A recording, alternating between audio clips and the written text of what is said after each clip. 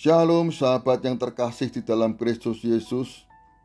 Bacaan firman Tuhan terambil dari 1 Petrus pasal 4 ayat 2 dan 3. Demikian bunyi firman Tuhan. Supaya waktu yang sisa jangan kamu pergunakan menurut keinginan manusia, tetapi menurut kehendak Allah. Sebab telah cukup banyak waktu kamu pergunakan untuk melakukan kehendak orang-orang yang tidak mengenal Allah. Kamu telah hidup dalam rupa-rupa hawa nafsu, keinginan, kemabukan, pesta pora, perjamuan minum, dan penyembahan berhala yang terlarang. Dr. Miles Monroe mengatakan bahwa hidup manusia adalah kesimpulan dari semua keputusan-keputusan yang dibuat tiap hari. Keputusan-keputusan itu ditentukan oleh prioritas. Prioritas itu didorong oleh motivasi seseorang. Apakah motivasi timbul karena kehendak sendiri, kehendak manusia lain, atau karena kehendak Allah? Kehendak akan menjadi pendorong dan penggerak seluruh prioritas dan keputusan hidup seseorang. Ternyata, kehendak yang ada pada seseorang menentukan dan memengaruhi kualitas hidup orang tersebut. Saudara-saudara, sebelum kita mengenal Kristus, hidup kita menuruti kehendak kita sendiri dan kehendak orang lain, sehingga banyak waktu yang dipergunakan untuk perbuatan daging yang syarat dengan dosa. Setelah kita hidup dalam Kristus, sisa waktu yang ada hendaknya dipergunakan menurut kehendak Tuhan. Agar bisa menghidupi kehendak Tuhan, maka ada yang harus dilakukan. Pertama, harus diusahakan.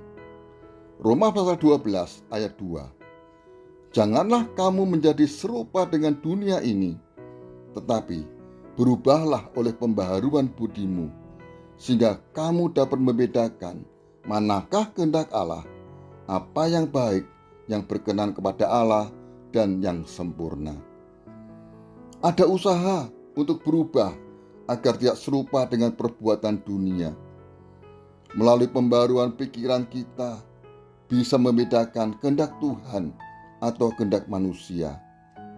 Kita lakukan kehendak Tuhan setiap saat, meskipun kadang di tengah situasi yang tidak mudah, sehingga kita berkenan di hadapan Tuhan. Kedua, hidup dalam kebenaran dan kekudusan.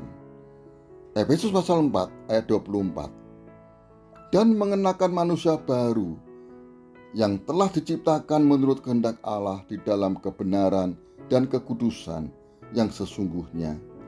Kita mengenakan manusia baru yang hidup menurut kehendak Allah dan membuang tabiat manusia lama seperti yang tertulis di Efesus pasal 4 ayat 25 sampai 31, yaitu dusta, marah yang berkepanjangan, mencuri, pikiran kotor, kepahitan, kegeraman, pertikaian, fitnah, dan lain-lain.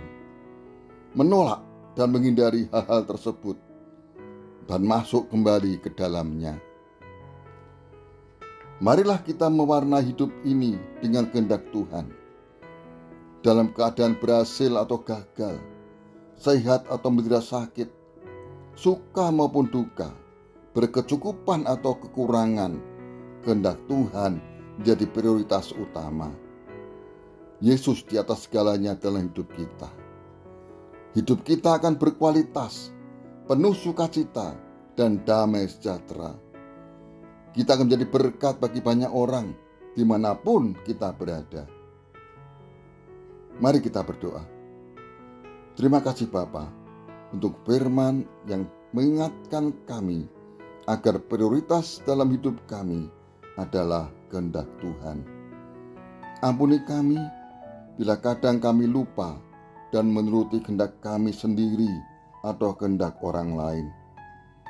Roh Kudus, tolong kami untuk memiliki hidup yang berkualitas dan menjadi berkat bagi orang lain. Dalam nama Tuhan Yesus kami berdoa. Amin. Tuhan Yesus memberkati.